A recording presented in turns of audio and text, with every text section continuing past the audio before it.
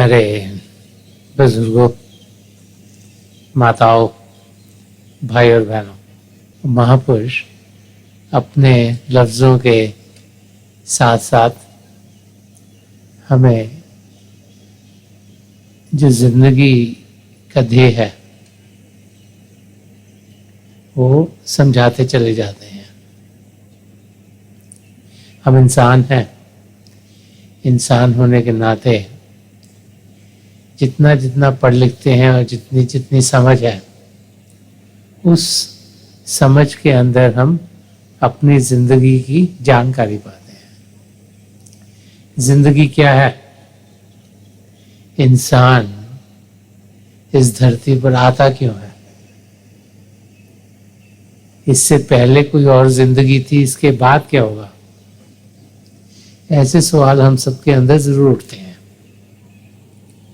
वो सवाल जिनका जवाब हम महापुरुषों के वचनों में पाते हैं। अपनी ओर जब भी इंसान देखता है, उसे ऐसा लगता है कि उसे तकलीफों ने घेर लिया है।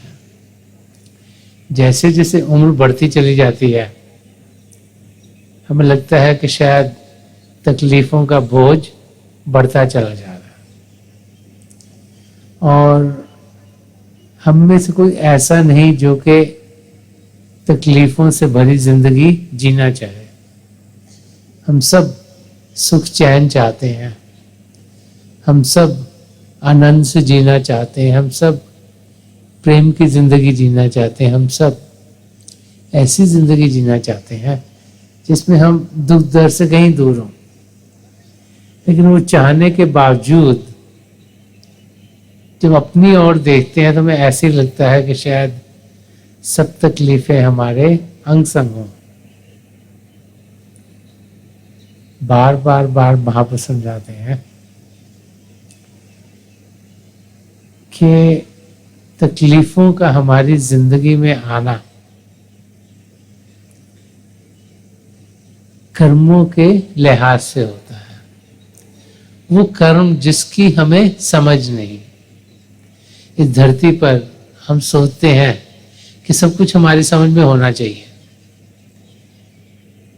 स्कूल कॉलेज में भी जाते हैं, मैथमेटिक्स पढ़ते हैं, साइंस पढ़ते हैं, तो एक कॉन्सेप्ट के ऊपर दूसरा बनता है, दूसरे के ऊपर तीसरा बनता है, तीसरी समझ के ऊपर चौथी समझ आती है। तो हम सोचते हैं कि शायद सब कुछ हमारी समझ में आ जाएगा और हमारी समझ इस धरती पर जो कुछ हो रहा है उसकी जानकारी पाने की है। जब हम पढ़ते लिखते हैं, चाहे लैंग्वेजेस पढ़ें ताकि एक दूसरे से बातचीत कर सकें, उनको समझ हमें आए क्या वो कहना चाह रहे हैं, चाहे हम हिस्ट्री ज्योग्राफी पढ़ें, देखें कि हमारा देश कैसा है और देश कैसे हैं, हिस्ट्री में क्या क्या हुआ,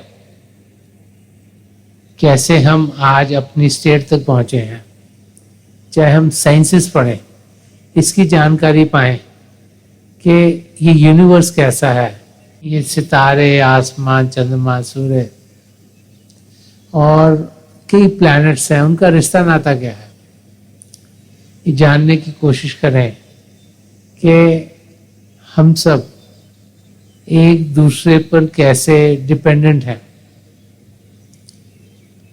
मैथमेटिक्स पढ़ते हैं तो इस जानकारी को पाते हैं कि कैसे नंबर्स और लेंथ्स और विड्थ्स, इनका रिश्ता नाता क्या है।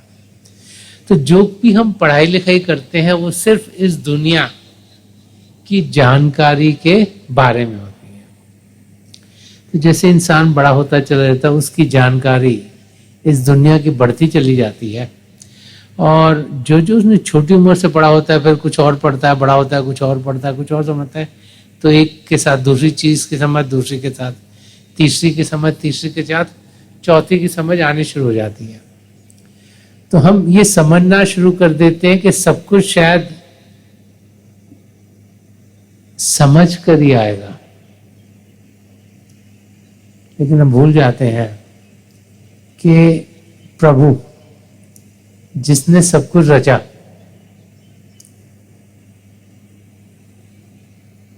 जिसने ये धरती ही नहीं, ये आसमां ही नहीं, ये सितारे ही नहीं, ये चंद्रमा सूर्य नहीं, ये प्लैनेट्स ही नहीं, ये गैलेक्सी नहीं, कई गैलेक्सीज और इसके आगे और कई खंडमंडल रचे, कि उसकी समझ में जब ये जीव बने और उनमें से हम एक है, हम मानव चोले में है, तो उसकी समझ को समझना कितना मुश्किल है ये हमारी समझ में आता नहीं। क्योंकि हम लोग पढ़ लिख के ये सोचते हैं कि हम सब कुछ समझ जाएंगे। आजकल के टाइम में हम देखते हैं कि बहुत सी इनोवेशंस हुई। पिछले 200 सालों में इलेक्ट्रिसिटी आई, जिसके जरिए रात को भी इंसान देख पाता है। बहुत सी नई इनोवेशन, जब व्हील बनी, उससे इंसान व्हील के जरिए आगे की ओर बढ़ सकता है। चाहे घुड़सवारी के जरिए किसी कैरेज को पुल करो, चाहे इंजन के जरिए बहुत सी बोगीज पुल हो ताकि बहुत से लोग इकट्ठे आगे की ओर बढ़ जाएं, किसी और डायरेक्शन में जा सके। हवाई जहाज को आए थोड़े से साल हुए, जब कि एक जगह से दूसरी जगह हम बहुत जल्दी पहुंच जाते हैं। और उसके बाद पिछले 50 सालों में जो इलेक्ट्रॉनिक्स में इनोवेशंस हुई हैं, टीवी आया, फिर कंप्यूटर्स आए, फिर उनके जरिए और बहुत सी नई चीजें पिछले चंद सालों में आई हैं। तो हम सोचते हैं कि हम ऐसे टाइम्स में जी रहे हैं जिसमें कि बहुत कुछ नहीं आ रहा है। चंद साल पहले यही कहा जाता था कि हर 18 महीने बाद इतना नॉलेज आ रहा है कि वो डबल हो जाता है। आप सोच सकते हो कि चंद सालों में कितना ज्यादा नॉलेज हम इंसानों को मिल रहा है। उन्होंने, जिन्होंने इलेक्ट्रिसिटी निकाली, थॉमस एडिसन, जिन्होंने एरोप्लेन निकाले, राइट ब्रदर्स, और बहुत से लोग जिन्होंने कंप्यूटर निकाले, सॉफ्टवेयर निकाला, तरह तरह की गैजेट जो आज मिलते हैं उनको निकाले, उनको याद करते हैं, सोचते हैं उनकी समझ बहुत थी, बहुत इनोवेशन लाए, कैसे इंसान जी रहा है वो रास्ता बदल दिया। लेकिन भूल जाते हैं कि वो प्रभु जिसने उन सबको बनाया, उसकी इंटेलिजेंस कितनी होगी। तो एक इंसान जब कुछ करता है तो हम सोचते हैं कि ये तो बहुत समझदार है, इसने वर्ल्ड वाइड वेब बनाया, सारी दुनिया उसके जरिए कुछ पा रही है। लेकिन जिसको उसने बनाया और उस जैसे हजारों लाखों और बना दिए, उसकी समझ क्या होगी, वो हमारी जानकारी से बाहर है। हम दुनिया का सबसे पढ़ा लिखा इंसान हो सकते हैं, सबसे इंटेलिजेंट हो सकते हैं, सबसे ज़्यादा फिलॉसफी को जान सकते हैं, लेकिन उसकी समझ हम सबके दायरे से बाहर है। तो उसका प्रभाव हमारी जिंदगी में कैसा पड़ता है, और पिता परमेश्वर की क्या कैरेक्टरिस्टिक्स हैं, वो महापुरुषों के जरिए हम कुछ उसकी जानकारी पा सकते हैं। जिन्होंने उसको कुछ अनुभव किया, वो उन्हें अपने लफ्जों में समझाने की कोशिश करते हैं, और फिर एग्जाम्पल्स के जरिए, क्योंकि पिता परमेश्वर को किसी भी भाषा में सीमित नहीं किया जा सकता, उनके सारे लक्षण हमारी समझ से बाहर है। ज्यादातर प्रभु को हम सच्चित आनंद की कैरेक्टरिस्टिक से जानते हैं कि वो सच्चाई का भंडार है, कि उन्होंने सब कुछ रचा, उनसे सब कुछ होता है, वो सब कुछ जानते हैं, सब कुछ उनके साथ सच है।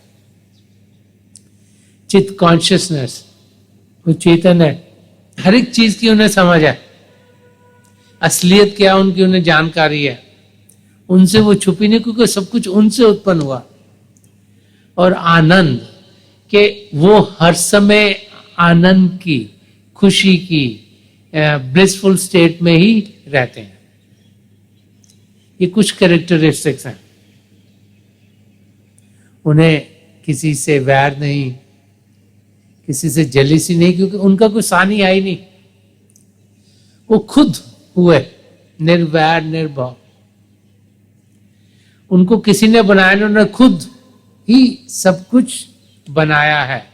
और उनकी रजा में जो रहता है, उनकी रजा में रहने का मतलब क्या है? जो उनमें ट्यून इन हो गया, जो उनके बहाने को जान गया, जिसकी जिंदगी तेरा बहाना मीठा लागे या स्वीट इज द विल के माफक हो गई, वो सदा सुखी रहेगा। ये बार बार बार महाप्रभु हमें समझाते हैं। तुलसी साहब ने एक जगह फरमाया, तो कोई तो तन मन दुखी, कोई चित उदास, एक ना एक दुख सबन को सुखी संत का दास। किसी को तन का रोग है, किसी को मन का रोग है, किसी को इमोशनल पेन है, किसी को फाइनेंशियल डिफिकल्टीज है, अरे किसी ना किसी दुख दर्द से घिरा हुआ है। किसी को चित्त की उदासी है, जब समझ में आती है हम पिता परमेश्वर से अलग उन्हें पाए कैसे और चेतन कैसे हों, उसकी उदासी कि हम उनसे अलग तो हो गया, वो उनसे मिले कैसे, जुड़े कैसे। तो सब बोलते कोई ना कोई दुख हर एक को लगा है, तो सुखी कौन है? सुखी संत का दास। क्यों? क्योंकि जब हम किसी पूर्ण महापुरुष के चरण कमलों में पहुंचते हैं, तो वो हमें असलियत की जानकारी देनी शुरू करते हैं। और जब हम असलियत की जानकारी पाते हैं कि हम शरीर नहीं, हम मन नहीं, हम दिमाग नहीं, हम इंटेलिजेंट नहीं, हम एक आत्मा है। वो आत्मा जो चेतन है, वो आत्मा जो प्रभु का अंश है, वो आत्मा जो प्रभु के प्रेम से भरपूर है। और जब उसकी समझ नहीं, उसका अनुभव करते हैं, तो फिर जिंदगी में कोई दुख दर्द नहीं रहता। वही यहां पर इस शब्द में गुरु अर्जुन देव जी महाराज वो एक और एग्जाम्पल लेके समझा रहे हैं कि ताती वाऊ ना लग गई, पार ब्रह्म शरणाई। कि जो ब्रह्मांड के पार है, पिंड, अंड और ब्रह्मांड, निचले 3 मंडल हैं जहां काल का दायरा चलता है। इसको काल देश कहा जाता है, इसके आगे दयाल देश है। पार ब्रह्म जो ब्रह्मांड के आगे निकल गया, जो काल के दायरे से बाहर हो गया, जो कर्मों के लिहाज से हट गया, जो उसकी शरण में पहुंच गया, पार ब्रह्म शरणाई के जो दयाल की शरण में पहुंच गया कि ताती हवा होने लगे, उसको गर्म हवा आने लगेगी। गर्म हवा का मतलब क्या हुआ? उसको कोई तकलीफ नहीं, उसकी लाइफ एयर कंडीशन हो गई। अभी आज यहां पर क्या 37 डिग्री टेम्परेचर था। 37 डिग्री टेम्परेचर बड़ी गर्मी होती है, और अगर आपको सारा दिन बाहर उस गर्मी में बैठना पड़े तो जरूर आपको तकलीफ होगी। लेकिन अगर आपके पास एयर कंडीशनर है और आप कमरे में हैं और आपने टेम्परेचर 22, 23, 24, 25 रखा हुआ है, तो आप खुद कंफर्टेबल होना शुरू हो जाओगे। आपको गर्मी लगेगी नहीं। क्यों? क्योंकि गर्मी को आपने कंट्रोल कर लिया। तो वो एग्जाम्पल लेकर गुरु अर्जुन देव जी महाराज समझा रहे हैं कि वो इंसान जो दयाल, जो प्रभु की शरण में पहुंच गया, जो काल के दायरे के बाहर हैं, उनकी शरण में पहुंच गया, उसको दुनिया की ऊंच नीच कोई तकलीफ नहीं दे सकती। कि ताती वाऊ ना लग गई, पार ब्रह्म शरणाई। और आगे समझा रहे कि क्यों ऐसा होता है कि चौगिर्द हमारे रामकार, दुख लगे ना। कि जो प्रभु की शरण में पहुंच गया, उसके आगे राम रेखा, उसके चारों तरफ एक प्रोटेक्टिव विंग बन गई कि प्रभु की उसे प्रोटेक्शन है। जो वर्ड राम है, इसे कबीर साहब ने बहुत अच्छी तरह एक्सप्लेन करा है। वो कहते हैं कि 4 प्रकार के राम हैं। एक राम दशरथ का बेटा, जिसे हम भगवान राम कह के पुकारते हैं। जो राजा दशरथ के बेटे थे। एक राम दशरथ का बेटा, एक राम घटघट में बैठा। दूसरा राम कौन है? हमारा मन। क्यों उसको राम क्यों कहा गया? क्योंकि हम तो वही करते हैं जो मन चाहता है। मन क्या करता है? हमें इच्छाएं डालता है और हम उस इच्छा को पूरा करते करते अपनी जिंदगी गुजार देते हैं। मन हमें कहेगा कि मुझे ये चीज चाहिए, उस चीज को पाने के लिए हम पूरी हिम्मत लगा देंगे। और होगा क्या? जब वो मिलेगा तो ये तो नहीं कि मन कहेगा अब खुश हो गया, क्योंकि अब मुझे कुछ और चाहिए। इच्छा कोई और डाल देगा, किसी और किस्म की, चाहे कोई चीज चाहिए हो, चाहे कोई पढ़ाई करनी हो, चाहे कोई कहीं पे सैर करने जाना हो, चाहे किसी नई चीज को एक्सप्लोर करना चाहे, चाहे कुछ ऐसी चीज हो जिसके कोई आर्टिस्टिक हो। तरह तरह के तरीके हैं मन के पास, हमारे अंदर इच्छाएं बहनने की। और हम उसे मन को प्रभु समझकर जो हमारे अंदर वो डालता है वही पूरा करना शुरू करते हैं। तो कबीर साहब कहते हैं कि एक राम दशरथ का बेटा, एक राम घटघट में बैठा, दूसरा राम में मन है। एक राम का सगल पसारा। ये तीसरा राम कौन है? काल, जो निचले 3 मंडलों का इंचार्ज है। काल का दायरा पिंड, अंड और ब्रह्मांड, इन 3 मंडलों में चलता है। और हमारी आत्मा कर्मों के लिहाज से इनमें चक्कर काट रही है। तो वही हमारे को भगवान दिखाई देता है और उसी की जुरिस्डिक्शन में हमारी आत्मा बढ़ती रहती है, कभी एक योनि में, कभी दूसरी में, कभी तीसरी में। जैसी करनी वैसी भरनी। और काल का विधान उन लोगों के लिए जो पढ़े लिखे, बड़ा सिंपल है।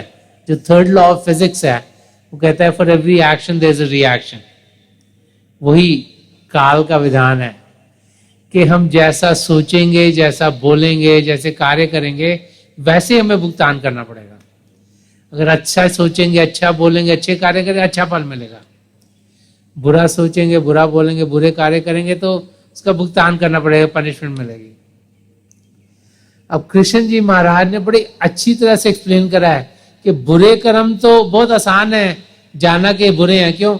हमने किसी के बारे में गलत सोचा, किसी को से गलत बोला, किसी को से लड़ाई झगड़ा करा, हाथापाई की, वो तो आसान है समझना कि ये बुरी चीजें हैं। वो कृष्ण जी महाराज क्या समझाते हैं कर्मों को? कहते हैं कि जो बुरे कर्म है वो लोहे की जंजीरें हैं। अब जो कोई बुरी चीज करता है और पकड़ा जाता है तो उसको क्या करते हैं? जेल में भेज देते हैं, चेन लगा देते हैं। ये लोहे की जंजीरें हैं। लेकिन वो कहते हैं कि जो अच्छे कर्म है ये क्या है? ये सोने की जंजीरें हैं। क्यों? क्योंकि इनका फल पाने के लिए फिर बार बार बार हमें इस धरती पर आना पड़ता है।